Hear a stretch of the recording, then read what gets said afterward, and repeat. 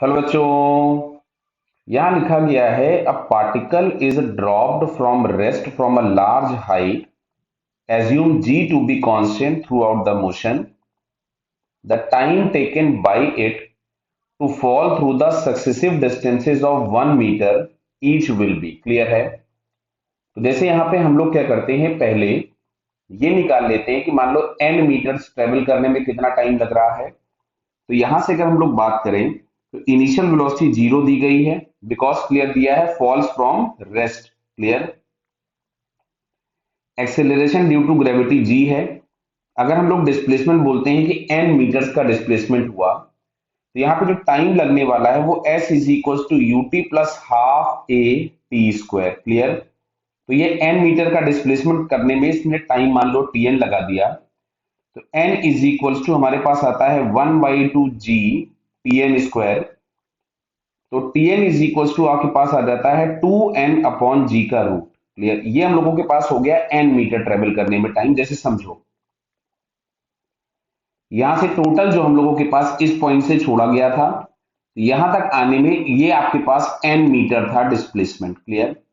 अब अच्छा हम लोग बोलते हैं कि n+1 मीटर जाने में कितना टाइम लगेगा। मतलब यहां से यहां तक 1 मीटर हो, ये इसको अगर मैं 1 मीटर लिखूं केवल, तो अब यहां से यहां तक की पूरी जो हाइट होगी क्या वो n+1 मीटर हो जाएगी। बराबर बेटा, समझ में आ रहा आपको ये। तो अब अगर हमको n+1 मीटर डिस्टेंस ट्रेवल करना होगा तो कुछ भी नहीं, जहां पे हम लोगों ने n लिखा था उस n की जगह हम लोग n+1 कर दें। तो यहां से n+1 मीटर का डिस्टेंस ट्रेवल करने में जो टाइम लगेगा दैट इज √2 n+1/g क्लियर।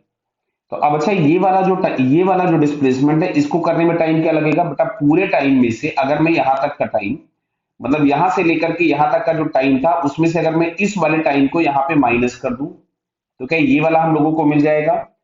तो अगर हम लोग बोलते हैं n+1th सेकेंड, मतलब मैं यहां लिख दे रहा हूं, देखिए कि time taken to cover n+1th second, n+1th metre, n+1th metre, तो वहां पे हम लोगों के पास आ जाएगा Tn+1 - Tn। तो इसमें से √2/g तो हमने बाहर निकाल दिया। अच्छा, ब्रैकेट के अंदर आपको मिलेगा √n+1 - √n। समझ रहे बात आप लोग। अब देखिए, अगर मैं यहाँ पे n बराबर 0 लिखूं, यानी पहला मीटर हो गया, क्योंकि n+1 है ना, तो एक पहला मीटर हो गया। तो जिसको करने में टाइम लगने वाला था, जिसको हम लोग लिख दे रहे हैं t1, ये आ जाएगा √2/g। और ब्रैकेट में यहां से मिलेगा √2 माइनस √2 - यहां से हम लोगों के पास अब 0 क्लियर है। क्या नहीं मिल गया √2 बराबर n बराबर 0 रखा था हम लोगों ने। अगर n बराबर 0 रखिएगा तो यहाँ पे अगर हम लोग n की जगह पे 0 रख रहे होंगे तो ये 1 मिलेगा। अच्छा, n बराबर 1 रख लीजिए, तो यहाँ जो t2 मिलेगा वो आपके पास आ जाएगा √2/g। अब यहाँ ब्रैकेट के अंदर अगर हम n की जगह पे 1 प्लेस कर रहे हैं तो मिलेगा √2 - √1। ऐसा ही यदि मैं n बराबर 2 पुट कर देता हूं तो यहां से t3 मिलेगा, मतलब थर्ड मीटर जो ट्रेवल करेगा, तो इट इज √2/g क्लियर। और अब यहाँ पे ब्रैकेट में आपके पास मिलेगा √3 - √2 क्लियर। तो चलिए देखते हैं हम यहाँ से। तो जो रेशियो आ रहा है वो आपके पास मिलेगा √1 अगले पहले में, अगले वाले में मिलेगा √2 - √1, अगले वाले में √3 - √2।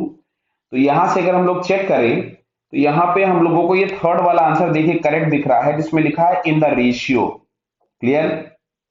क्योंकि अगर आप एग्जैक्ट वैल्यू निकालिएगा तो 2/g का फैक्टर भी आपके पास दिखेगा क्लियर। रेशियो बोल दिया तो फैक्टर क्या होगा, खत्म हो जाएगा। तो इसका करेक्ट आंसर हम लोगों के पास थर्ड है क्लियर है बेटा। All the best.